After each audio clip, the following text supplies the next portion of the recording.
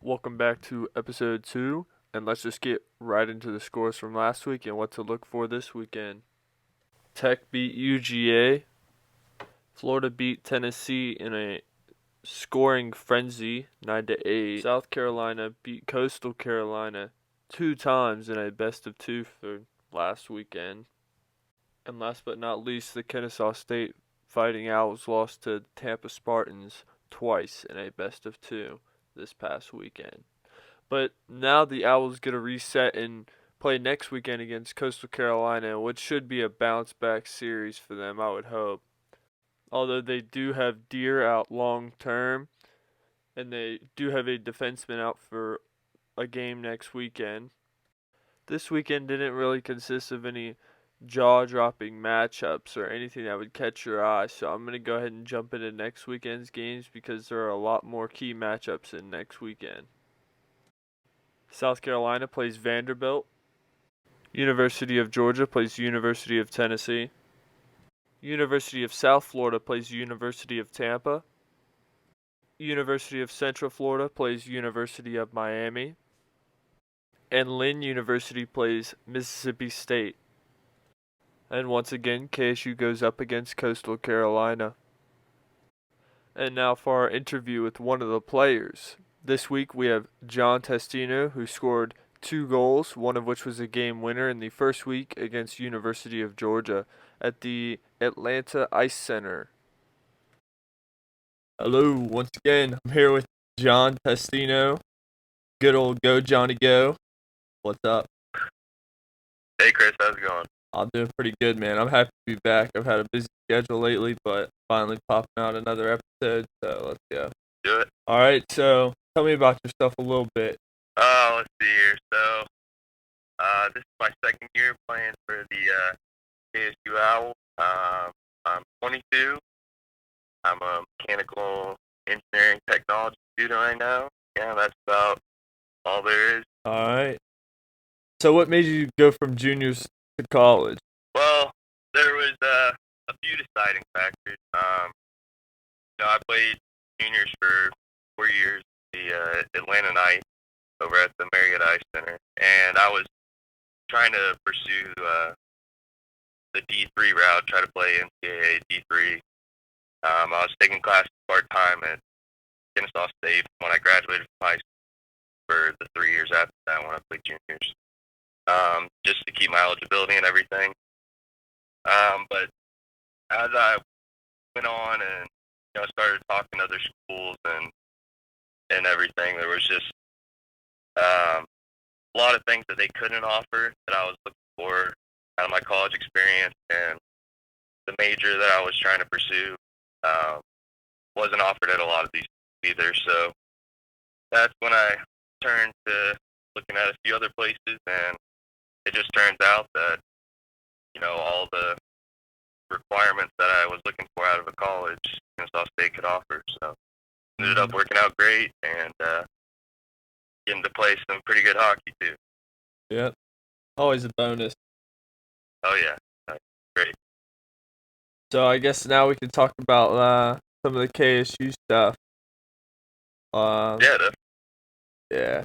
So what are your opinions on the whole Deer thing and the line's gonna have to change because of his absence? right. I think we're still trying out. No one expects injuries to happen, but you have to be prepared when they do happen. So when Deer went down, I think it was the first period against Tampa last Saturday. We tried out a few options with a couple guys on wing and then a couple guys in the middle between me and Dylan Stay. So I think last we had it on Thursday, we had James Fair playing center between us.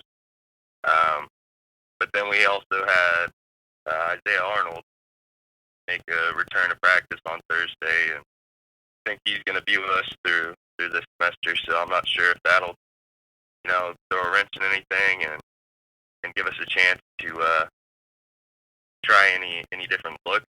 But there's a few guys that can go, and it's just kind of next man up right now. So we have we're down one D man, and moved a couple of forwards back to D, and they're playing pretty well back there right now. And got a few guys who can fill that role that Deer was playing. I mean, obviously we're gonna miss his speed, his leadership.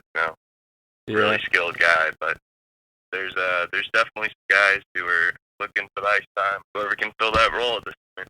Dang, that's crazy. I didn't expect Arnie to be back. Yeah, no, I don't think I did either. It definitely surprised the majority of the guys in the locker room all on Thursday. But he's a big body, strong guy, so he can definitely use all the size we get out. So I think he'll definitely make us. He'll be a good piece to adding to a well-rounded team this year. All right. So, how would you rate on a scale of 1 to 10 the first game with the crowd, with what the 2 goals that you had? Those are game changers. So, how would you rate that experience? Yeah, I mean, I can't compare that to anything I've ever had before. Growing up, I'm from the Metro Atlanta area, so I would go and watch, Georgia Tech, and Kennesaw State play when I was younger, and even back to 4 or 5 years ago at the Ice Forum,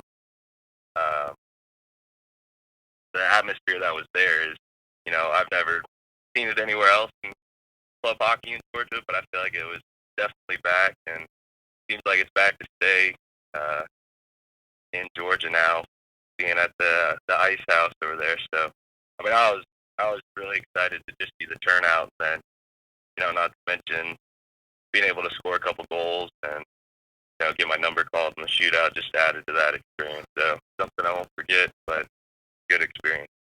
I also heard both your parents were graduates of Georgia Tech. Yeah, so both my parents graduated from Tech, so I grew up my whole life rooting for Georgia Tech in any sports possible. So, being able to be the one who sealed the deal against Georgia, personally for myself, was even bigger than what it looked like. So I really enjoyed that. I couldn't have been against a bigger rival for me, at least. Yeah, that really is a good story to hear. So one last question, and I think we should be good. So I shared some of the iconic protein with some of the guys in the locker room, and what was your opinion on it? Oh yeah, I mean, I think we all appreciated it. I ended up with one of the cafe latte drinks, as well as I think one of the chocolate truffle powders, and both of those were just really great. I mean, smooth, lots of flavor. Not very powdery or anything like that. They all mix well, and they're just really important for, especially when we have weekends like last weekend where you get out of the rink and it's 12:30 and there's not too many options, healthy food or any way to recover when you have to play 12, 13 hours later the next day. So those protein drinks are huge for recovery and almost as a meal replacement after games when you don't have another option. So I think all the guys appreciated that. Tastes great and everything. We appreciate you for helping us out there. Oh, no problem.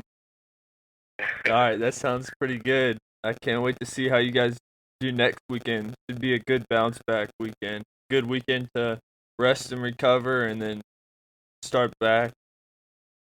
Definitely, yep. We're looking forward to it. We should be ready to go here, guys, in a couple weeks of rest and being hungry to win some games next weekend. All right, sounds good. Thanks for having me, Chris.